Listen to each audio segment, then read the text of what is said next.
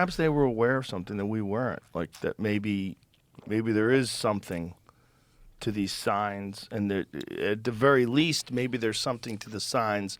Whereas if they erode your confidence in the mission and you ignore those signs, then when things go sideways, you won't have conviction in your task. Mm-hmm. But if you do have signs that indicate you're on the correct path, that the gods are with you, then you will have confidence in your conviction. Yeah. But wouldn't it be interesting, Joe, if it really was true? And I mean, I'm not saying that's true, but it would be, who says that this technological, scientific way that we have of looking at the world is the right way?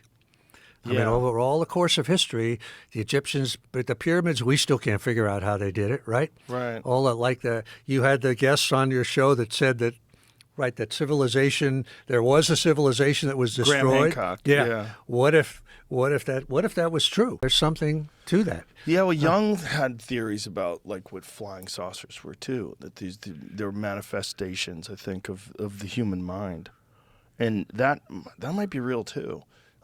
On the other hand, I would wonder if, when we go back to primitive people, if they had somehow a deeper understanding or a more direct understanding Probably. of God or whatever. Who knows what, Jesus in the wilderness, in the desert, what, There's probably something to this deeper understanding because they were less burdened down by like, dogma. Now, do you ever think, Joe, that when you're in that state, that prior civilizations, if we think of them as advanced civilizations like the ancient Egyptians or somebody like that they somehow were able to live in that world or at least in a more time per day? Oh, there's clear evidence. There's clear today? Evidence that that's the case. Yeah.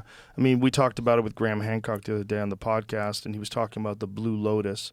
And the Blue Lotus is documented that the ancient Egyptians used this particular psychedelic.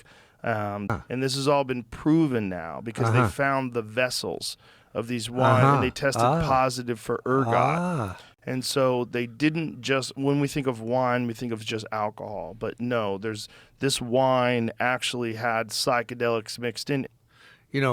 In my Greek books, of course, you read about and research the Eleusinian mysteries. Yeah. And it's so, I mean, maybe you know more about, I think they were so secret that it's not like there's any book that you can read. Right. That what they did, who knows what they did. No.